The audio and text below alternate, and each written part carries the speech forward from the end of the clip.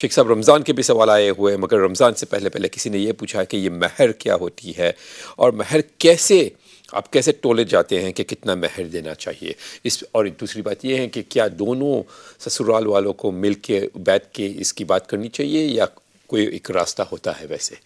اب یہ بہت اچھا سوال ہے. تو جب کسی کا نکاح ہوتا ہے تو اس وقت مرد کو بیوی کو مہر دینا ضروری ہے. اب کتنا مہر دے، اس کے اندر اب بہت ہی مسئلے کھڑے ہو گئے ہیں. بعض لوگ بہت زیادہ مہر فکس کرتے ہیں جس کی وجہ سے بچے شادی نہیں کر سکتے. بعض کمیونٹیز کے اندر ہم نے دیکھا کہ ان کی کمیونٹی کے اندر ایک رواج ہے کہ 30,000 پاؤنڈ 50,000 شیخ پاؤنڈ. صاحب معاف کرنا، وہ 30,000 اور 50,000 بولے تو مجھے بھی ترس لگنے لگی.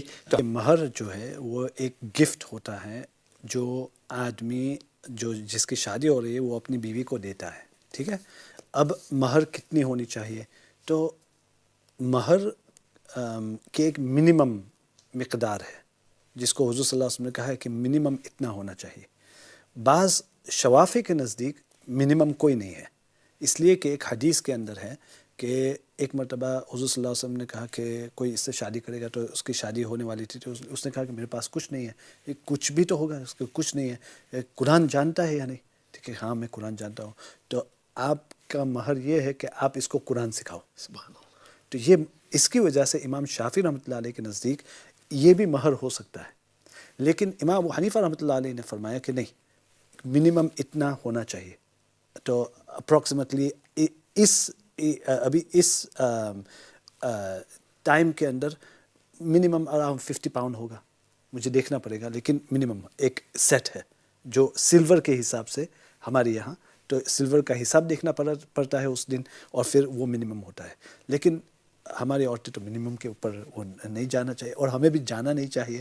لیکن جو مہر فاطمی ہے اس کے اوپر بہت سے لوگ نکاح کرتے ہیں. مہر فاطمی کیا ہے کہ حضور صلی اللہ علیہ وسلم نے جو حضرت علی رضی اللہ تعالیٰ عنہ جب حضرت فاطمہ رضی اللہ تعالیٰ عنہ سے نکاح ہوا تو اس وقت کون سی مقدار سیٹ کی تھی، تو وہ مقدار لکھی ہوئی ہے کہ اتنا مثقال تھا.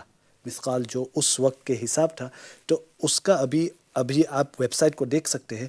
تو اس کا جو مقدار ہوتی ہے اس کا وہ ایکویولنٹ مانیٹری طور پر یعنی پیسے کے طور پر کتنا ہوتا ہے وہ ہم دیکھ سکتے ہیں. تو اس کے مطابق پھر لوگ دیتے ہیں.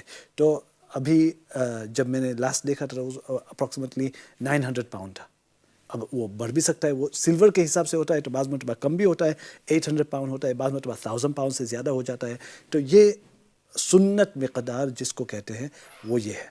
ٹھیک ہے کہ حضرت فاطمہ رضی اللہ تعالیٰ عنہ کو اتنا دیا تھا، حضرت علی رضی اللہ تعالیٰ عنہ کو، تو بہت سے علماء اس کو پسند کرتے ہیں. ٹھیک ہے.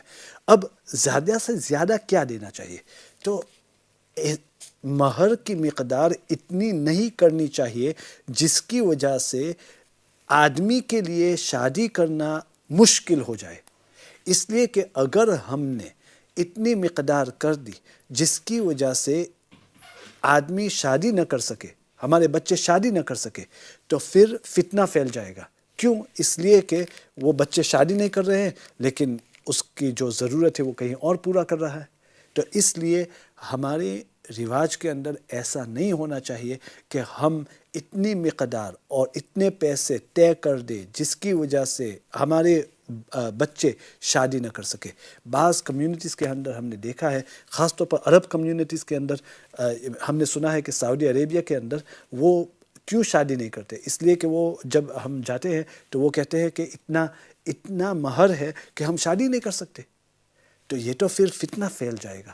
تو ہاں اتنی مقدار ہونی چاہیے کہ وہ عورت کی قدر رہے، لیکن وہ اس کی پرائس نہیں ہے. ایسا یہ اس کو پرائس نہ سمجھو، یہ تو صرف گفٹ ہے.